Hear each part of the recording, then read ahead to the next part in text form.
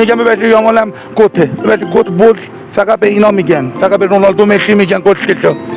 نه ببخشید به این گوته. سومیش هم همینجوری دوست دارم بره تو کون آقای کفاشیان. مشکل کجاست؟ کفاشیان بی‌ناموس.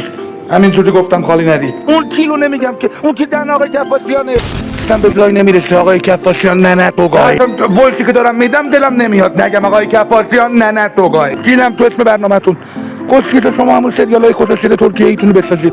لقبتون 3 کیل های اما 3 تا کیل شدن. قبل بازی امباپه رو صدا زدم گفتم کیلیان. گفت چی میگی؟ گفتم کشک چی تو میگم. همشون کیلیان. من با تو چی کار دارم؟ از خوشحالی ریدم تو خودم. آقای بیلانوند میتونی انقای ما رو جمع کنی ببری مجسمه بسازی بذاری تو خونه ایلیا پلن ای و بی رسیدن به سی بازم کیل شدن. پلن ای و بی و سی تونو گاییدم. آرژنتینا نازنین زهرا الیاس میخوام ببخشید کیرم تو دهنتون کسکش. طرفدار هر کسکشی هستیم میباشه.